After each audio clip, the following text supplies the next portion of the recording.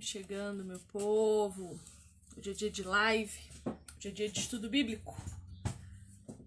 Nós vamos começar hoje a ver Ruth. E eu quero saber como é que vocês estão. Eu espero que vocês estejam bem. Todas as segundas-feiras, às 16 horas, nós estamos aqui estudando esse livro aqui do John MacArthur. 12 mulheres extraordinariamente comuns. Quero dizer que assim que a gente terminar esse livro aqui, eu já convidei um professor, amigo, teólogo querido que eu amo, para a gente começar o livro Os 12 Homens da Bíblia, os 12 homens extraordinariamente comuns, que vai tratar dos 12 apóstolos. Então, eu quero que você já se prepare. Se você puder adquirir o livro do John MacArthur falando dos 12 apóstolos, faça isso. Porque assim que a gente terminar esse estudo aqui, a gente vai começar com ele, tá? Então hoje a gente vai ver Ruth. Ruth é uma querida, né, gente? Vocês viram? Vocês gostaram da minha aparência hoje? Eu tô arrumadinha pra vocês. Não é uma sombra, não. É um lápis. É um lápis azul. E aí, eu não sei, quis ousar. Quis dar uma ousada na aparência hoje. Porque da última vez que eu vim fazer live eu tava sem maquiagem, eu tava mesmo estressada. Hoje eu tô mais calma, tô chorona, só isso. Vamos lá chamar a amiga pra entrar.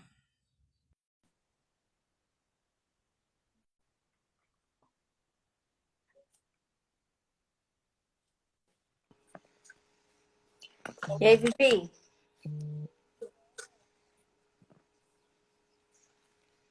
Você tá bem? Eu tô bem. Tô ouvindo aí você falar que tá toda maquiada. E hoje eu é que tô só o bagaço. É assim, minha filha, tem semanas que a gente tá na glória, tem semanas que a gente tá na tribulação, e tá tudo certo, tá tudo certo. Sim. E assim, ó, já vou avisando, quando eu me maquio demais, é pra esconder o pranto, porque eu sou assim, quando eu tô muito bem, a maquiagem é só um acessório. Quando eu tô muito mal, eu dou uma carregada. Quer dizer, eu não tô muito mal, não. Só tô chorona hoje, eu tô chorona, entendeu? Sabe quando você chora, que sai aquelas lágrimas gordas, pesadas? Choro de criança com sofrimento? Eu tô Sei, assim sei, hoje. E não é sei. TPM, não. É vida mesmo. É, é Deus, é Cristo, é cruz. E tá tudo bem. Então, não se engane com a minha maquiagem. Não se engane. É. Mica, seja Hoje é bem-vinda de porque novo. eu só quero dar uma satisfação. Eu tô com essa cara, assim, porque, olha, eu tô em 2 semanas, assim, que eu não tô tendo tempo de respirar, Vivi. Nossa, eu falei, Senhor, eu preciso descansar, eu preciso tirar um tempo, porque eu não estou tendo. No domingo agora eu até que consegui descansar um pouquinho, mas não foi o bastante. Esse fim de semana mesmo eu vou viajar com a minha família e vou ver se eu dou uma sumida, assim, porque eu estou precisando. Que bom. Faça isso, é importante. A gente precisa cuidar não só da nossa saúde física, mas da nossa saúde emocional, né? Isso é Sim. muito importante.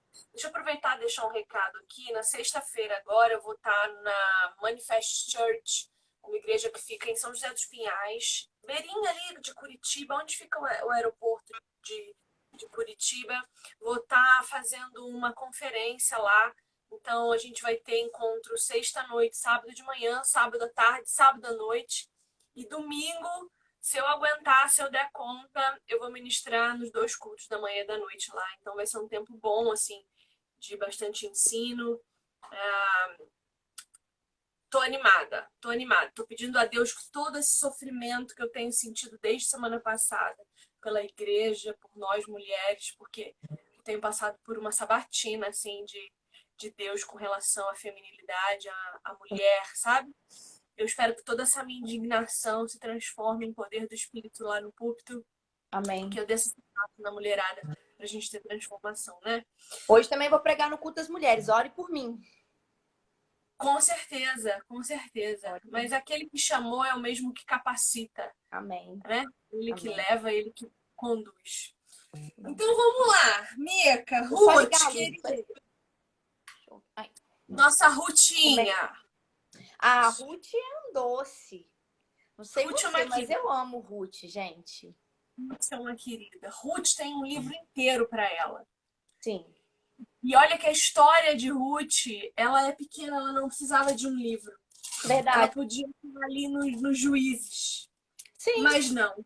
Deus fez questão de dar para ela um livro inteiro para sim. mostrar a fé que ela tem.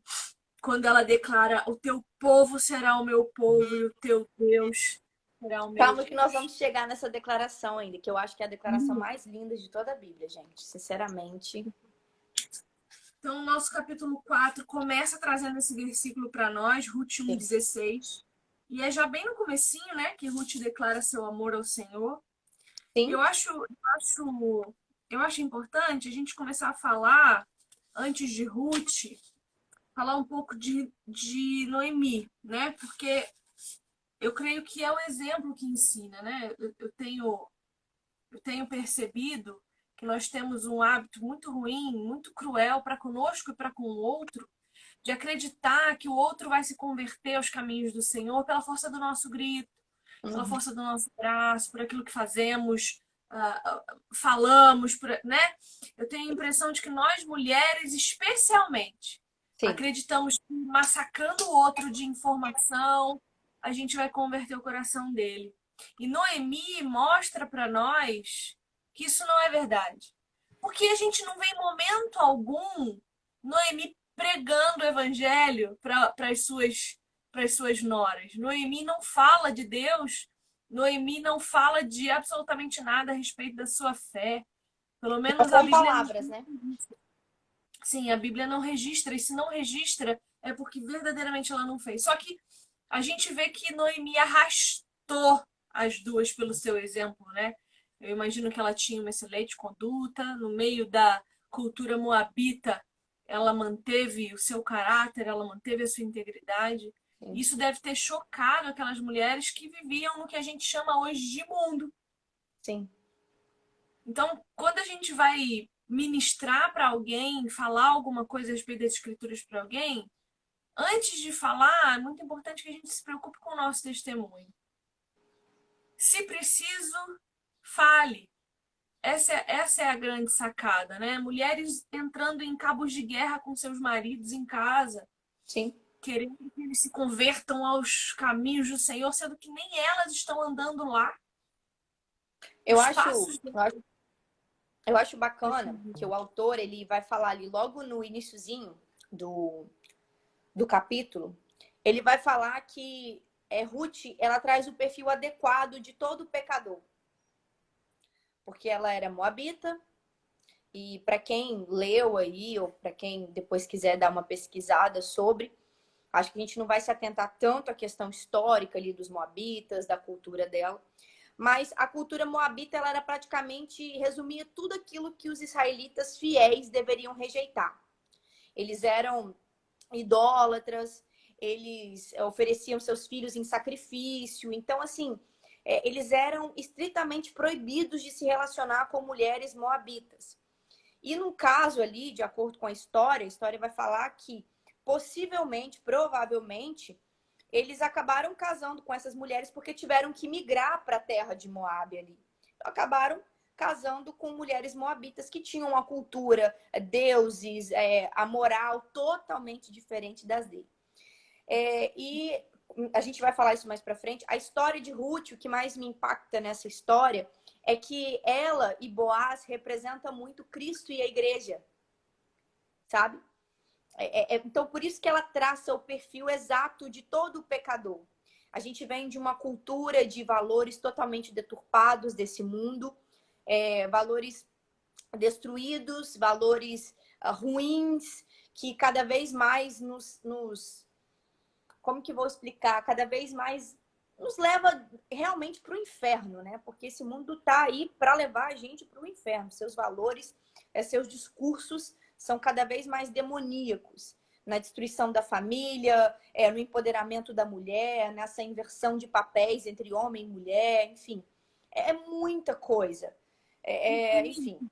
Não só o inferno da condenação, né? Mas o inferno Sim, da vida. Porque quando Jesus diz que ele veio nos dar vida em abundância, é uma vida aqui agora, Isso, né? é isso aí. Isso aí. Quando a gente absorve esses discursos que estão minando a nossa fé num Cristo Redentor, e nós precisamos olhar para a cruz como uma cruz em que nós precisamos estar lá crucificados. Então, quando eu olho para Jesus crucificado, eu preciso me ver crucificada junto com ele. Porque senão eu não tenho como nascer de novo. Se eu não morrer, eu não tenho como nascer de novo.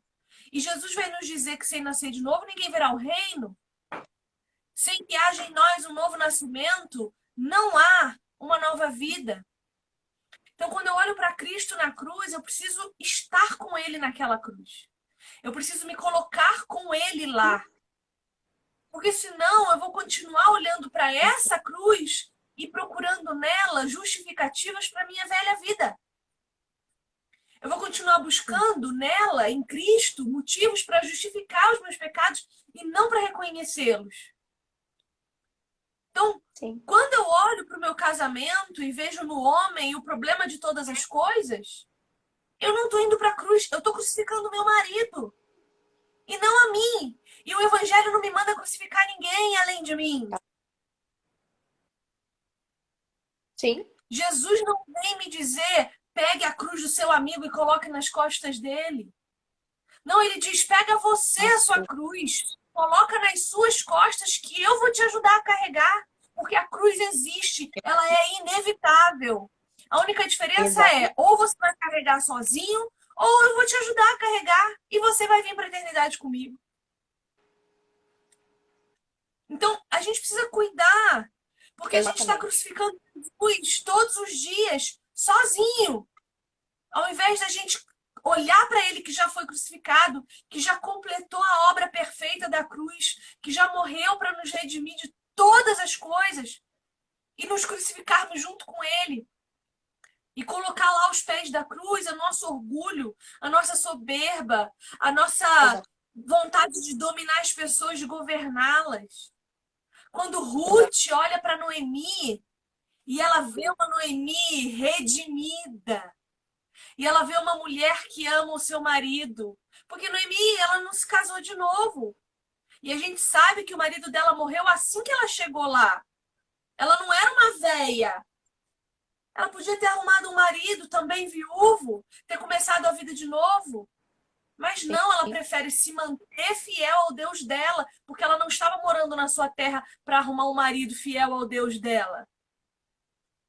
E o testemunho dela é tão forte que ela faz com que as noras se apaixonem por ela, ao ponto de até aquela que a abandonou prantear de sofrimento por ter que ir, porque ela ainda prezava os próprios interesses, e conseguir arrastar Ruth junto com ela. E veja que coisa importante. Na metade do caminho, Noemi fala para Ruth, minha filha, volta. Volta, porque não vai dar bom para você. Volta, vai viver sua vida. Eu não tenho nada para te oferecer. Você vai passar fome e necessidade comigo, porque eu tô voltando para um lugar que eu não tenho mais nada. E Ruth fala, jamais. Não vou te abandonar. Eu não posso fazer isso, porque agora nós temos uma aliança. Uma aliança cuja testemunha é o Deus de Israel. Sim. Eu acho legal que o autor, não sei se você chegou a prestar atenção nesse ponto, mas eu gostei bastante, é que ele traz o significado dos nomes.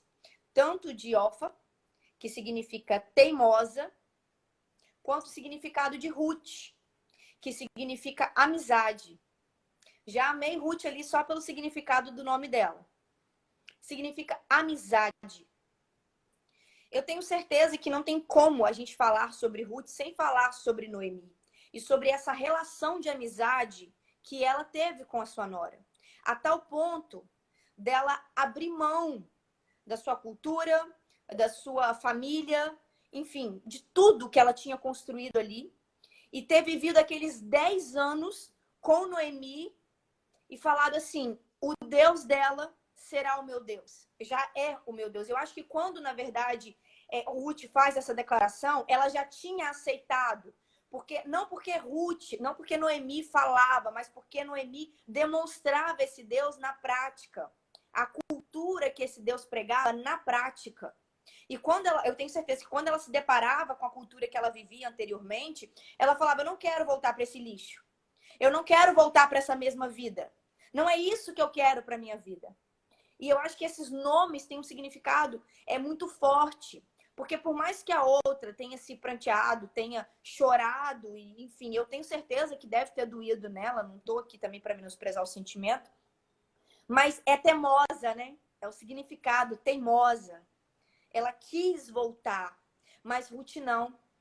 Ruth falou assim: não, minha filha, aonde você for sepultada, eu serei também, o seu Deus será o meu Deus. E ela faz a maior declaração, que eu acho, pelo menos na minha opinião, a declaração mais linda de toda a Bíblia. Que muitas pessoas fazem uma aplicação aí para marido e mulher, mas que, na verdade, é uma declaração de amizade. É isso que é uma das partes que eu também achei muito importante. E, com certeza, o exemplo de Noemi colaborou totalmente para a Ruth não abandonar ela ali, entendeu? Sim, e é tão bonita essa declaração de amizade de Ruth para Noemi, que eu acho que é importante a gente ler. Ruth, capítulo 1, 16 e 17, diz assim: não insistas comigo que eu te deixe e não mais a acompanhe. Aonde fores, irei. Onde ficares, ficarei. O teu povo será o meu povo e o teu Deus será o meu Deus. Onde morreres, morrerei, e ali serei sepultada. Que o Senhor me castigue com todo rigor, se outra coisa que não a morte me separar de ti. E aí, eu fico me perguntando se hoje nós seríamos capazes de dizer isso para Cristo. Se nós estivéssemos olhando para Jesus hoje, se nós diríamos isso a Ele. Quando Jesus está pregando e ele diz: olha, quem não comer do meu corpo e não beber do meu sangue não tem parte comigo. E todo mundo que seguia ele vai embora. E até os discípulos questionam ele, dizendo: Jesus, esse teu discurso aí é muito pesado, pega leve, porque está assustando o povo. E Jesus fala assim: olha, quem não quiser ouvir o que eu tenho para dizer, vai embora. E vocês também que me seguem, se tiver ruim, cada um vá, porque eu não preciso de vocês aqui me agradando sem crer em mim. E eu imagino que nesse momento que a declaração de Pedro se equipara muito a essa, Pedro diz: mas para onde eu iria? Para onde iremos nós se só tu tens a palavra de vida eterna? E é o que Ruth está dizendo, Exatamente. ei, não insiste para te deixar, para que eu não te acompanhe, porque aonde você for, eu vou. O teu povo é o meu povo, o teu Deus é o meu Deus, onde você morrer, eu quero ser enterrada. Eu não vou te deixar porque eu sei, Noemi, que se eu te deixar, as tuas chances são muito menores. Porque naquela época, o estudo cultural vai nos mostrar que uma mulher sozinha tinha pouquíssimas ou quase nenhuma chances de sobrevivência. Por isso, a palavra de Deus nos pede para cuidar das viúvas verdadeiramente viúvas. Porque eram os homens que traziam sustento para casa, né? E os trabalhos das mulheres eram trabalhos muito ruins, tanto que a Ruth vai catar resto de comida, resto de plantação, aquilo que sobrava da colheita. Então a cultura nos mostra isso, que se não há quem zele por nós, se não há um sacerdote cuidando de nós, nossa perdição é certa. E é essa a simbologia. Então, Ruth sabia que se deixasse Noemi, que já era idosa nesse momento, né, que já não tinha mais tanta força física, se deixasse ela sozinha, sem família, sem um sacerdote, sem um homem que a cuidasse, as chances dela seriam muito poucas. Então, aqui, a história de Ruth mostra para nós uma coisa que o livro de Provérbios nos afirma, que o amor e a fidelidade ocupam o nosso coração, precisam ocupar o nosso coração se nós estivermos em Cristo Jesus. Né? Aí só andando um pouquinho mais para frente na história, quando fala aí de sacerdote, é aí que o Boaz entra na história, né? Querido Boaz, que eu falo que é a representação de Jesus Cristo na nossa vida, que é o nosso Redentor, que aparece na história. A Bíblia vai falar que Boaz era filho de Raabe, que foi a que a gente estudou no nosso último estudo, nossa querida Raabe. E o autor, eu não sei se você vai concordar ou discordar dele, ele vai trazer um outro ponto sobre essa questão do parentesco de Raabe com Boaz. Ele vai falar que pelo tempo não teria condição de Boaz ter sido filho de Raabe, mas que provavelmente ele teria sido um bisneto, enfim, dela. Mas eu acho que isso aí, para mim, pelo menos na minha opinião, não é tão importante, não é tanto levado em conta. Mas o fato é, aquela mulher passou para ele muita coisa. Passou para ele muita coisa. Então, eu acredito que o parentesco ali entre Boaz e Raabe fez ele olhar Ruth com outros olhos, entendendo que ela vinha de uma terra estrangeira, tendo um olhar para com ela de misericórdia. Você consegue compreender? Eu imagino ele como um cavalheiro, como você falou, né? Aquele cara trotando ali, bonitão, chegando, dono da parada toda. E ele poderia ter simplesmente ignorado Ruth. Ela era uma estrangeira, moabita, desprezada pelos israelitas. Mas não. Eu acredito que Raabe imprimiu nele valores em falar: meu filho, não faça isso, ou enfim, né, na sua geração, não faça isso com os estrangeiros. Dê oportunidade para eles de conhecer o Deus de vocês. Não só na fala, mas na prática, nos costumes, nas atitudes. E olhando para Boaz nessa história, quantas vezes a gente faz isso, né? A gente olha para o estrangeiro, a pessoa que está entrando agora no meio, e a gente duvida. Ah, não, mas essa pessoa é um louco, era um louco. Olha a vida dessa pessoa passada, olha de onde ela veio, olha quem eram os pais dela. A gente não pode aceitar ela aqui. Quantas vezes a gente faz isso? Sendo que um dia a gente esqueceu que a gente também foi estrangeiro, a gente também passou por isso. E Deus, Jesus, representando Boaz na história, foi lá e nos resgatou. É o nosso redentor, nos tirou daquele lamaçal, desse lamaçal de pecado que vivemos. Eu acho bacana que ele olha para ela com esse olhar de misericórdia. E é interessante, eu acho muito legal isso, que ele vai falar assim, ele vai falar que tinha ouvido falar da sua fidelidade para com Noemi, por isso, porque ela fala, né, Senhor, o que você viu para agir com misericórdia para comigo, uma estrangeira, ela reconhece a sua posição. E aí eu acho muito legal essa frase que ele diz, que ele fala que é porque ele tinha ouvido falar da sua fidelidade para com Noemi e dos grandes sacrifícios que ela tinha feito para poder vir para uma terra estrangeira. Essas duas frases, fidelidade para com Noemi e os sacrifícios que ela fez, me remete um pouco à história de Raabe. Sabe? A fidelidade dela em dizer para os caras, cara, aqui, que eu não vou dedurar vocês. Vocês podem ter certeza, eu não vou. Então, assim, ela foi fiel para com eles. E também o sacrifício que ela teve que fazer, de ir totalmente contra o seu povo. Então, eu achei, assim, esse gancho aí, nessas frases dele, muita coisa que ele aprendeu com Raabe. E a gente vê passando de geração em geração. Ele com esse olhar de misericórdia para com ela. Quer fazer uma adendo? Isso, a nossa vida é sobre isso. É sobre lealdade a Deus a ponto de morrermos com Cristo na cruz. Isso é morte. É você negar de onde você veio para focar no lugar para onde você está indo. E é isso que essas duas mulheres fizeram. Elas não se importaram com quem eram, o que estavam fazendo até ali, de onde vinham. Elas só queriam saber para onde elas estavam indo, o lugar para o qual elas tinham decidido por destino. E duas coisas importantes que eu acho que a gente precisa salientar aqui, que eu quero trazer para a prática.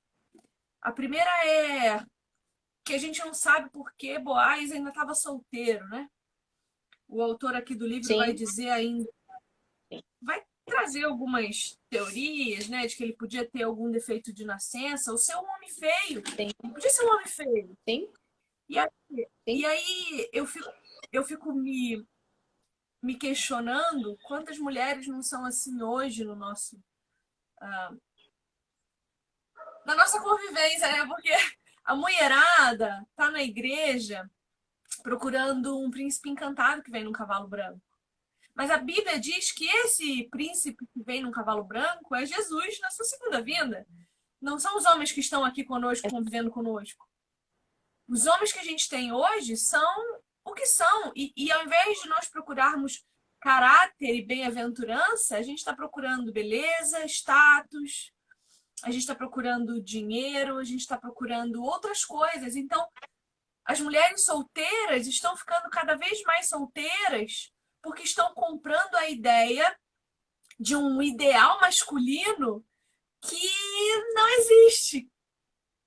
Um ideal estético, Elas estão.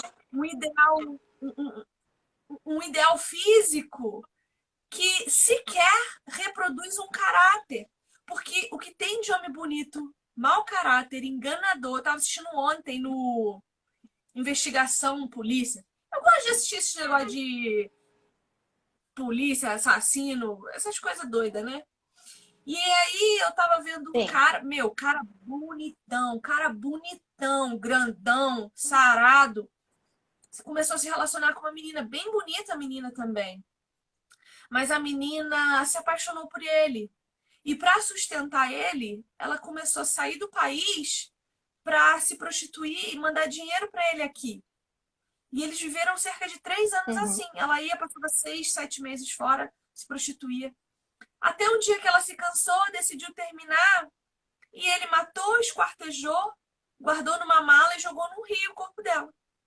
Mas o cara bonito, mas bonito. Aí você vai pra igreja, olha pro teu irmãozinho do lado assim, ó. Tá lá, baixinho, talvez esquisito. Talvez não é tão bonito assim, né? Talvez não é um Brad Pitt, um Johnny Ekine, né? Mas o cara não deve ninguém. Não tem quem fale mal dele. O cara é gente boa, tem caráter. O cara se preocupa, o cara serve a Deus, o cara é temente ao Senhor. Tu vê ele ajoelhado num canto orando. Mas não, eu tô esperando Jesus voltar, porque é só isso que nós estamos esperando. Boaz estava solteiro, gente. Olha o tipo. Olha o tipo. E eu imagino que ele tinha uns 40 já, né? Porque pra ser tão poderoso, ele não era um menino. Eu também imagino que sim. Né? Então, isso é muito importante a gente perceber.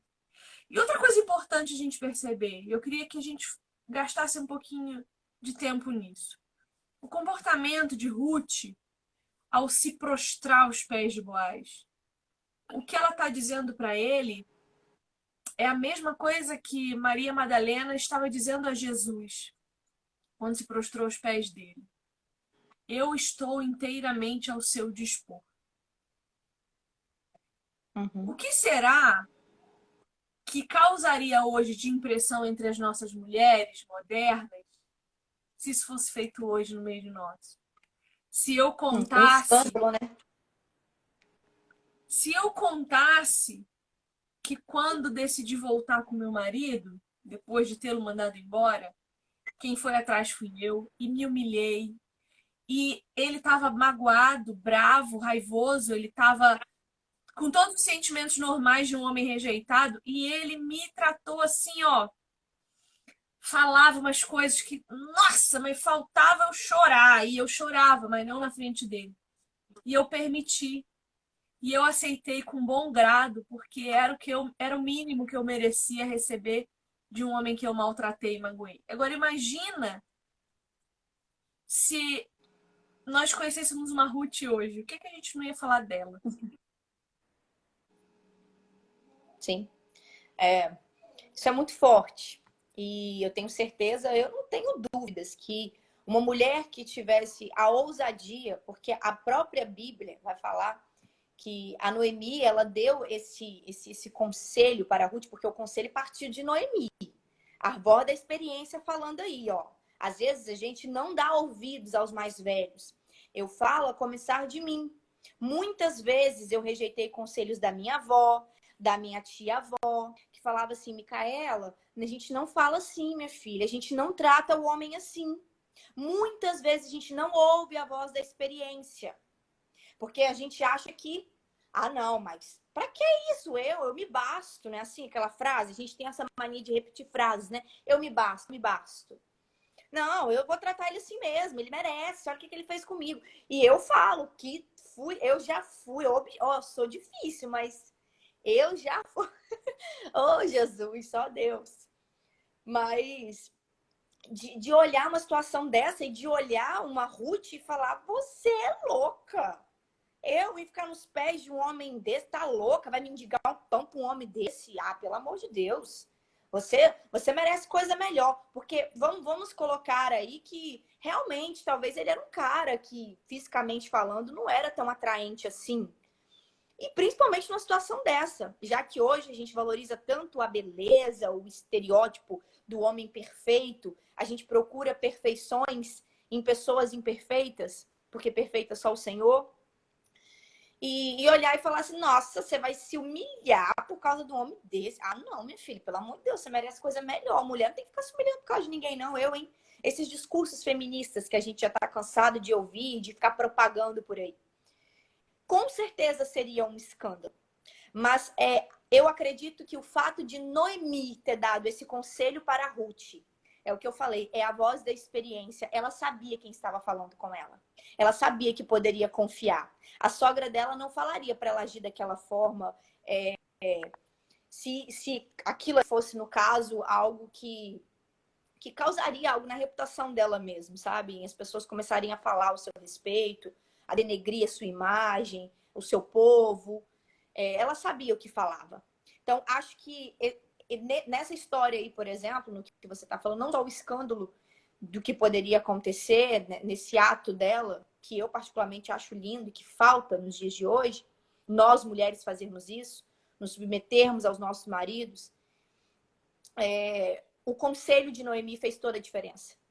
A orientação dela para com Ruth fez toda a diferença. Tu sabe que eu acho que o problema hoje é que a gente está decidindo, a gente está agindo assim, ó. A gente quer se submeter ao homem imprestável e dominar o bom. Então, a partir das minhas experiências ruins, por causa do meu dedo podre de fazer escolhas ruins, eu coloco todos os homens no mesmo saco e quero tratar todos da mesma forma. Então, quando eu encontro um homem de Deus, generoso, que tem em si marcas de Cristo, eu não aceito me submeter a ele. O problema nisso, Mica, e acredito que você vai concordar comigo, o problema nisso, em eu não me submeter a um homem redimido por Deus, ou um homem que me ame, é que se eu não consigo me submeter a ele, que eu vejo, que dorme comigo, que acorda comigo, que me ajuda a sustentar uma casa, como que eu vou me submeter a Jesus? Se eu não vejo, se eu não ouço audivelmente, se eu não toco? Como eu me submeto a um homem que eu não vejo se eu não sou capaz de me submeter ao que eu vejo? Ah, mas o meu marido, ele não me ama sacrificialmente. Tudo bem, mas assim, ó, veja bem, você escolheu esse cara. Ninguém te obrigou a casar. Ninguém te falou, se você não casar, Sim. você vai pro inferno. Pelo contrário, Paulo nos incentiva a ficar solteiros e viver para a glória de Deus. Então, Exatamente. se você casa, porque você decidiu. Se você decidiu, você teve a opção de escolher. Aí você escolheu mal e agora quer culpar só o cara que é um tonho do relacionamento Uhum. inteiro estar ruim. Ou E culpa o aí você... casamento, né? Mas então, vai saber primeiro o que é um casamento antes de casar. Não É isso aí. case. Porque casamento é uma segunda morte. Você primeiro precisa estar Exato. morto com Cristo na cruz. Depois que você morreu com Cristo lá na cruz, você tem que olhar para o seu marido e morrer de novo. Morrer para o seu orgulho Sim. de novo. Morrer para sua agressividade de novo, para sua grosseria de novo. Pô, meu, eu tô discutindo com a mulherada lá no Femenaria, porque elas querem discutir comigo que a gente tem que ter a senha do celular do nosso marido e que a gente tem o direito de vasculhar o celular dele e de ver as coisas dele, de saber as coisas dele. Tá, mas peraí. Isso é um casamento? É a primeira pergunta. Não é se eu tenho direito ou não de saber o que meu marido tá fazendo. Isso é um casamento porque casamento para Deus é Cristo e igreja. O É relacionamento à isso. base de quê? Fé, confiança, adoração, louvor, glória, paz, Submissão. comunhão, diálogo, né? Então, se eu tô querendo controlar o meu marido, é porque alguma coisa já aconteceu aí no casamento que já não é mais casamento. Porque se eu não confio no cara que dorme comigo à noite, então alguma coisa já quebrou aí. Ou eu que sou insegura demais, não dou conta. Ou ele já me deu motivo para Sim. desconfiar de alguma coisa e eu tô surtando. Então, pera lá, vamos resolver primeiro o nosso coração? Eu posso olhar o celular do meu marido? Posso. Mas eu preciso?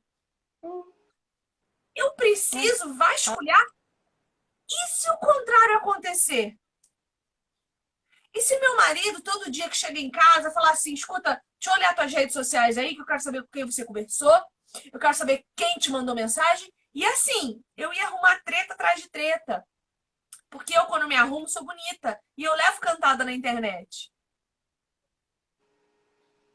E assim, ou ele Eu confia queria até em mim, pegar um adendo amor, dessa frase aí que você ou tá falando. acabou. É que nós, mulheres, é que nós, mulheres, nós queremos pegar o telefone. Até que eu confesso que eu não tenho muito essa nóia, eu tenho que pegar o telefone, não. Mas muitas vezes a gente não quer que ele pegue o nosso, mas e pelo menos no meu caso, por exemplo, eu não tenho problema do meu marido pegar. Mas eu só tenho quando que? Quando ele vai ver alguma conversa de alguma coisa que eu comprei. Eu não sei se você passa por isso, mas eu falo no caso de mim e já vi outras mulheres falando. Eu, às vezes, não gosto que meu marido pegue o meu telefone, porque eu não quero que ele veja as coisas que eu estou pesquisando, o que eu estou querendo comprar. Sabe? Você consegue me compreender, né? Não é nem por causa de questão de cantada, de homem e tudo mais, apesar de que eu acredito que ele jamais ficaria confortável em ver uma mensagem de um outro homem me cantando. Isso é lógico. Mas sobre esses segredos, sabe? Ou de um compromisso que você marcou e que você não quer falar para ele porque você sabe que ele vai ficar com raiva, porque ele vai ter que te levar, porque é isso, sabe? Aquele tipo de discussão que a gente quer omitir, que a gente não quer que ele saiba, para evitar uma discussão que vai se transformar numa discussão posteriormente. E quando falo isso de experiência própria. Quantas vezes eu já deixei de falar as coisas de última hora pro meu marido porque eu sabia que ele iria falar não de início. Então eu deixei para falar de última hora, porque aí eu sabia que não ia ter como ele negar. Falar tipo assim, amor, então eu já conversei, eu já marquei, sabe? Agora, se ele pegasse o meu telefone, ele teria visto, amor. Ele teria visto. E O problema, ele iria me Mica, confrontar. o problema é que é tudo sobre manipulação. Entende? É tudo Exatamente. manipulação. É assim, ó. Confesse seu pecado, irmã. Quando você deixa para falar em cima da hora alguma coisa que seu marido não tem como ligar, você está manipulando a decisão dele. Você está querendo controlar a Sim, resposta dele. E total. E assim, como fazemos isso? isso é numa coisa ridícula, pequena. É uma bobagem. Mas nós fazemos isso em outras coisas muito mais graves. Nós estamos querendo o tempo todo enganar os nossos maridos para que eles acreditem que tomaram decisões a partir de si mesmos, sendo manipulados por nós. Sim. Então, por que eu tenho que ficar olhando o celular do meu marido? Eu vou descobrir, tá, eu vou descobrir alguma coisa dele. Mas e se eu não descobrir? vai mudar alguma coisa, ele vai me trair. Olha, que benção. Toda vez que eu faço live, todo mundo resolve passar na minha rua. O carro passando, nem sei do que. Então, assim, até me perdi, vou lembrar. Então, tá. Você quer Tá controlar falando seu marido, mas muda alguma coisa? É pequena, mas Muda alguma coisa, ele vai te trair. Ele vai te trair durante a tarde, quando ele estiver trabalhando, se estiver fazendo outra coisa, achando que ele tá trabalhando, ele não tá. Ele vai te trair a hora que ele quiser. Ele vai dizer pra você que vai pra um lugar e vai pro outro. E você não tem controle sobre isso. É ilusão nossa achar que a gente pode controlar o outro. É ridículo. E aí a gente acaba negando que a gente também trai. A gente trai o nosso marido desejando que ele seja outra pessoa. A gente trai o nosso marido negando e rejeitando quem ele verdadeiramente é, querendo que ele seja o que nós somos. Ou o que nós queremos que ele seja. Isso também é traição. Porque você está negando a essência natural do seu esposo. Você está querendo transformar ele. Isso é traição. Traição com ele, com a integridade dele. Sim. Meu, um cara me procurou esses dias, anteontem, sei lá que dia, ele falou assim, olha, me ajuda a entender um texto teu, porque a minha mulher me mandou e eu não tô entendendo o que ela quer que eu faça. Foi o texto que eu escrevi sobre os homens terem que amar as suas mulheres. E conversando com ele, eu vi um homem detonado. O cara tá detonado, a cabeça dele tá ferrada. Porque a mulher quer que ele seja alguém que ele não é. Ela quer que ele ore, ela quer que ele leia a Bíblia, ela quer que ele seja perfeito. E ele falou para mim, Viviane, o que me dói é ver minha mulher querendo que eu seja alguém que eu não sou. E eu não tenho como ser quem ela quer. Eu sou isso aqui. E isso me fez lembrar o meu próprio casamento. Muitas e muitas vezes meu marido falou isso para mim. Meu bem, olha só, eu não tenho isso para te dar. Você está querendo que eu seja amoroso, dengoso, meloso, lambedor. Eu não sou. Seja você se você quiser. Mas não exija que eu seja de volta. E isso é tão minucioso no destruir o outro que você confunde a cabeça do cara. Você acaba mostrando para ele que talvez ele não seja bom mesmo. Que talvez ele não seja suficiente. Você convence ele de que ele não é suficiente. E, gente, não sei vocês, mas vocês já se sentiram não o suficiente? Não o suficiente num cargo, não o suficiente para os seus filhos, não o suficiente para o seu marido, não o suficiente para alguém. É muito triste. Dói demais. Dói demais. Dói demais. A Mica trava demais. Mica do céu, como é que nós vamos continuar nossa série de lives com essa internet? Eu tô rodando para vocês, né? Eu não travei, não, né? Então, gente, é um trabalho de formiguinha. Você ir minando a confiança do outro, minando quem ele é, minando, minando, minando, minando, sabe? E aí, o que é pior? O que é pior? A gente acaba pautando a nossa vida na vida do outro. A gente acaba tanto querendo convencer o outro de que ele é outra coisa, que a gente vive em função de convencer o outro. O nome disso é dependência emocional. Dependência emocional. Porque eu fico tão focada em mudar o outro que eu esqueço de mim. Eu esqueço que primeiro sou eu.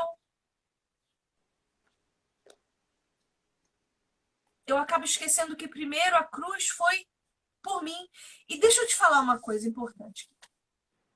A cruz é para perdoar os teus pecados antes de perdoar o do outro. A culpa da morte de Cristo é tua. antes de ser do outro. Eu sou culpada da morte de Jesus. Os meus pecados fizeram com que ele levasse mais uma chibatada do que o necessário. Fizeram com que ele fosse pregado de maneira violenta. Cada cuspe que Jesus levou no rosto, a culpa é minha. A culpa é sua. Então não é o pecado do outro, não, é o seu. A gente fica apontando, apontando, apontando. E esquece da nossa miserabilidade. Isso é triste, isso é deprimente. Deprimente, não é, Mica? Sim, é deprimente também a minha internet, né? Sinceramente, dá vontade de jogar uma bomba de vez em quando aqui. É um pouco. Ai, Senhor. Semana passada tava ótimo, só travou no final. Tipo assim, só na hora de dar o tchau mesmo. Tá maravilhoso. Agora hoje, desde o iniciozinho da live, já tava meio travando pra mim. Mas eu consegui ouvir algumas coisas. Confesso que algumas coisas não tava conseguindo ouvir, por isso que saí e voltei novamente. Já peço desculpa aí às meninas. Mas realmente eu já tentei melhorar a internet aqui de casa, já mudamos o plano.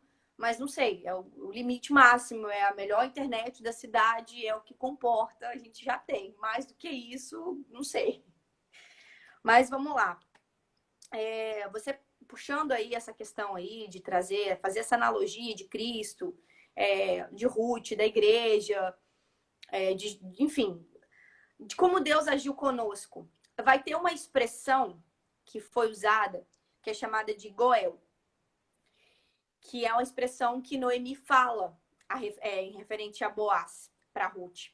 Fala que ele é Goel, ele é um parente mais do que próximo. Porque a gente tem essa ideia de que Boaz era um parente próximo dela e que poderia casar, enfim. Mas, mais do que isso, essa expressão ela é de um parente redentor, resgatador. Acho que é por isso que a história de Ruth ela é tão importante. Porque ela faz a analogia perfeita entre o papel de Cristo conosco, que é a igreja, onde estávamos perdidas, sozinhas, sem ninguém, e ele vem em forma de Boaz, como parente próximo, para nos resgatar, como redentor.